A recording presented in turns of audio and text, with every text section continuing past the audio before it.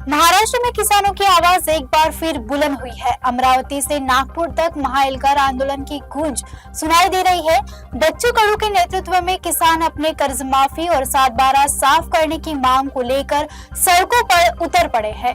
महाराष्ट्र की मिट्टी में आज फिर गूंज रही है किसान संघर्ष की आवाज। अमरावती से लेकर नागपुर तक सड़कों पर किसानों का जनसैलाब उमड़ पड़ा है। महाएल्गार आंदोलन के नाम से शुरू हुआ यह आंदोलन अब राज्य भर में किसानों की उम्मीद का प्रतीक बन गया है। इस आंदोलन के अनुयायी किसान नेता बच्चू कडू कर रहे हैं, जो वर्षों से किसानों के अधिकार, सम्मान और अस्तित्व की लड़ाई लड़ रहे हैं। आंदोलन का केंद्र बिंदु है किसानों का संपूर्ण कर्ज माफ किया जाए और 7/12 पूरी तरह से साफ किया जाए। अरे ये महाराष्ट्र में सब मंत्रिमंडल में एक नंबर का हराम खोल चोर गुलाबराव पाटिल हमारे जलगांव जिला का है। वो गुलाबराव पाटिल क्या बोलता है मालूम है? अरे बच्चू बहू मेरे गांव में आके दिखा। लेकिन हम लोग बच्चू बहू के साथ में उनके गांव में गए थे तो वो हमको ठेसा और भाकर लेके खड़ा था।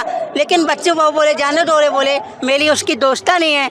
लेकिन बहू को हमने बोला बहू तुम्हारी दोस्ता नहीं, उसकी दोस्ता नहीं कब तक रहेंगी? लेकिन उसने बोला कि बहू मैं आप तुमने जो हमारा कलेक्टर ऑफिस तोड़ दिया है उसमें हमको ये नहीं, लेकिन कलेक्टर ऑफिस तो हमने अभी तोड़ा है। वो कलेक्टर की बदली भी नासिक में करवा दिया है। हमारे माननीय विकलांगों के नेता, शेतकरी के नेता माननीय बच्चू बहू को हम अगले 5 साल में मुख्यमंत्री बना के रहेंगे। और सब पत्रकारों को बोलता हूँ कि तुम भी जरा ध्यान रखना कि बच्चू बहू मुख्यमंत्री बन जाएंगे ना तो आपको भी तनख्वाह चालू हो जाएगी। किसानों का कहना है कि अब वे झूठे आश्वासन और अधूरी योजनाओं से तंग आ चुके हैं। कभी सूखा, कभी बेमौसम बारिश तो कभी फसल के कम दाम, इन सब के बीच उनका जीवन कर्ज के बोझ में दब गया है। किसान मांग कर रहे हैं कि सरकार केवल घोषणा नहीं बल्कि ठोस कदम उठाए ताकि खेत में पसीना बहाने वाले हाथ फिर से मुस्कुरा सके। देखिए, कर्ज माफी ये तो एक छोटा विषय है। कर्ज माफी तो सरकार को देनी पड़ेगी क्योंकि इन्होंने खुद इलेक्शन मैनिफेस्टो के अंदर कहा था। और उसके आगे की बात ये है कि इन्होंने जो किसानों को लूटा है, जो पिछले 20-25 सालों से जो पाशा पटेल जिसका अभी अध्यक्ष है, वो जो कृषि मूल्य आयोग, जो स्टेट का कृषि मूल्य आयोग है, उन्होंने जो कीमतें बताई है सरकार को, सेंट्रल गवर्नमेंट को, वो सेंट्रल गवर्नमेंट को बताई हुई कीमत भी अगर सेंट्रल गवर्नमेंट एमएसपी के हिसाब से नहीं देता है तो उसका हिसाब सिर्फ 15 साल का हमने निकाला, वो है 61 लाख करोड़ रुपए का। और अगर स्वामीनाथन के हिसाब से लेंगे तो वो हिसाब होता है 180 लाख करोड़ रुपए का। तो ये विषय तो लूट वापसी का है। कर्ज माफी तो उसका एक छोटा सा पहलू है, वो तो लेना ही है, वो इनके बाप को देना पड़ेगा गवर्नमेंट को, क्योंकि ये उपकार नहीं कर रहे हैं। वही मुद्दे के ऊपर तो ये सत्ता में आए हैं, वो क्या देते नहीं है, उसको तो देना ही पड़ेगा उसके ऊपर। लेकिन उसके आगे जो है असली मुद्दा, असली लड़ाई जो किसानों को लड़नी है, वो लूट वापसी के लिए लड़ाई लड़नी है। इस महाएल्गार में राज्य के हर जिले से हजारों किसान शामिल हुए हैं। किसी ने ट्रैक्टर पर सफर तय किया तो किसी ने पैदल चलकर अपनी आवाज नागपुर तक पहुंचाई। पर्यंत सरकारला आधीन गेलेलो होतो, म्हणजे आम्हाला सुचत नव्हतं काही आणि आमच्यासाठी पुढाकार घेणारा नेता कोणी आजपर्यंत तयार झाला नव्हता। आज बच्चू भाऊच्या माध्यमातून आमच्या शेतकऱ्याला थोडी ना काही चालना मिळाली आहे। आम्ही शेतकरी वर्ग एकजूट झालो, आम्ही सरकारला अजिबात ऐकणार नाही। जोपर्यंत आमचा निर्णय होणार नाही तोपर्यंत 7/12 कोरं करण्याचं आश्वासन हे सरकार देत नाही तोपर्यंत आम्ही निश्चय करून आलो। अमरावती जिल्ह्यातले शेतकरी जे आहेत हे पूर्णपणे निश्चय करून आले की इथून हटणार नाही। घरून निघाले, काय साधन सोबत घेऊन आले? आम्ही कोणी कपडे डाळ वगैरे आणली, कोणी कपडे आणले, कोणी चावल आणले, सगळे आपापले व्यवस्थेने इथं आलेले आहेत। चारों ओर किसानों की एकजुटता दिखाई दे रही है। उनके चेहरों पर थकान जरूर है लेकिन आत्मविश्वास अटूट है और बुलंद आवाज एक ही है कि किसानों को न्याय मिलना चाहिए।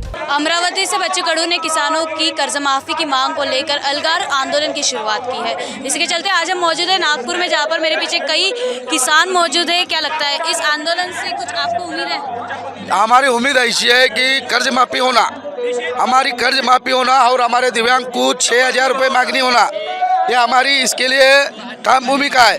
हम जब तक ये नहीं देंगे हम तब तक उठेंगे नहीं। और दूसरी बात, जो भी शेतकरी को है उन्होंने इधर से भी 7/12 कोरा करके उन्होंने हमारा हम उसके लिए नहीं भरे। 7/12 कोरा कोरा कोरा करके उन्होंने मुख्यमंत्री साहब ने हमारे को आश्वासन दिए। फिर वो आश्वासन का हम क्या करें, वो अभी कैसा है माफ़ी हुई बोल के हमारा कर्ज बढ़ते गया, माफ क्या हो गया नहीं। और उसके बाद अतिवृष्टि हो गई, बारिश ज़्यादा हो गया, फिर वो पानी के पैसे किसको मिले किसको नहीं, वो भी अभी तक किसको मिले नहीं। और हमारे अपन कुछ 6,000 हमारी पगार मांगनी होना, हम जब तक नहीं तो नहीं उठेंगे ऐसे। सरकार ने इससे पहले भी कई परियोजना निकाली थी किसानों के चलते, तो क्या उससे कुछ लाभ या फायदा नाही हुआ आपको? हे बघा, शेतकऱ्याला जेव्हा फडणवीस साहेबांनी म्हणलं की 7/12 कोरा करतो, ते 7/12 कोरा करून मतदान घेण्याचा प्रयत्न केले, तसं शेतकऱ्यांचं कर्ज माफ करायला पाहिजे। आता दुसरी गोष्ट म्हणजे आमच्या दिव्यांगाचं पगार वाढ करायचं नाही, 1,500 रुपये द्यायचं, कुणाला 1,000 रुपये द्यायचं। 1.5 वर्ष झालं आमचं पगारच आलेलं नाही, कुणाला 2.5 आलं, कुणाला 1.5 आलं, कुणाला 1,000 आलं, कुणाला आलंच नाही।